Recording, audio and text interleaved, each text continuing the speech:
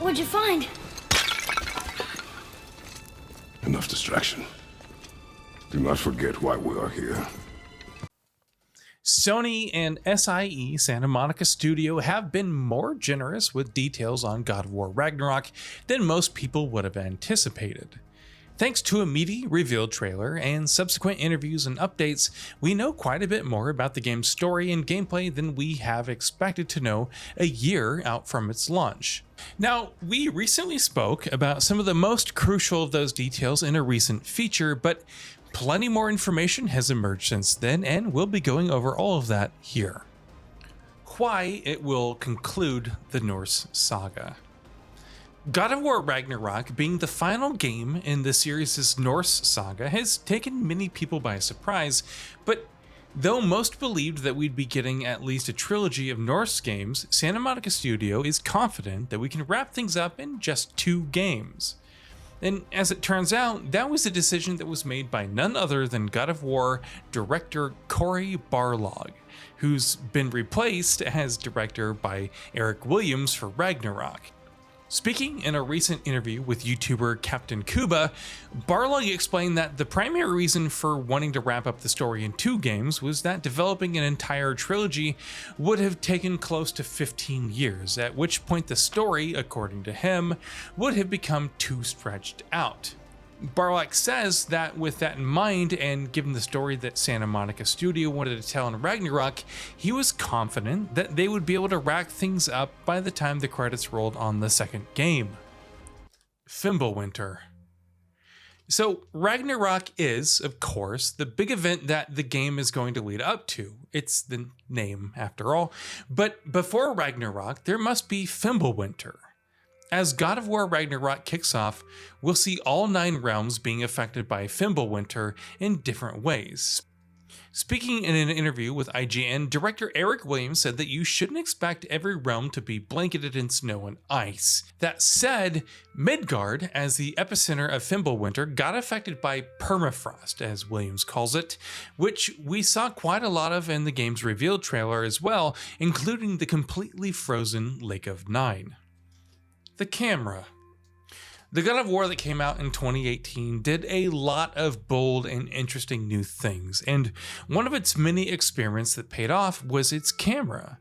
On top of dropping the series' traditional semi-fixed camera and instead taking a zoomed-in over-the-shoulder third-person view, God of War in 2018 was a single uninterrupted camera shot from start to finish. An impressive achievement, if nothing else. Unsurprisingly, it's been confirmed that God of War Ragnarok 2 will be a single camera shot from beginning to end without any cuts or interruptions. Player expressiveness. God of War Ragnarok is building off of an excellent foundation in the combat department as it is, and it looks like Santa Monica Studios has the right ideas for how to improve things even further in the sequel. One thing that Ragnarok's combat is apparently going to emphasize quite a bit is player choice. Speaking to IGN, Williams said that one of the primary goals of the development team has been to give players various tools to deal with enemies, from gear upgrades to various attacks and combos to more link-ups with Atreus and more. Meanwhile, with players having a wider range of offensive options, enemies too will be more defensively and offensively capable themselves, which means players should, in theory at least, be encouraged to properly leverage their full arsenal. Verticality.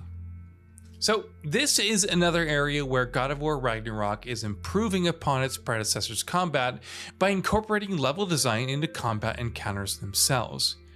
As we saw in the reveal trailer, Kratos will be able to use his Blades of Chaos as a grapple hook to pull himself up to higher ledges, calling back to grappling from older God of War games. This, as per Williams, is baked into the combat as well, with encounters being more vertical and players being encouraged to make proper use of the space around them. Of course, enemies too will be able to use this verticality to their advantage, which should make for some interesting encounters. More combat details. The Blades of Chaos making their grand comeback halfway through God of War in 2018 was a moment that those who'd played the game aren't likely to forget anytime soon. but the blades were very much the game's secondary weapon. Ragnarok isn't going to sideline the Leviathan axe, of course, but it looks like Santa Monica Studio is going to take advantage of the fact that the Blades of Chaos are going to be usable the entire game, right off the bat. And they're doing it in a way that is sure to please series veterans by bringing back a lot of moves and combos from the older God of War games. We've already seen a few of these in the reveal trailer, like Kratos using the blades to grab an enemy in the air and slam it into the ground, or using them to pull himself forward and ram into an enemy, or even the grapple. In the aforementioned interview with Captain Cuba, Williams said that the combat with the Blades of Chaos in God of War Ragnarok will bring back, quote, the greatest hits of things they didn't get to, unquote, in the previous game. Valkyries.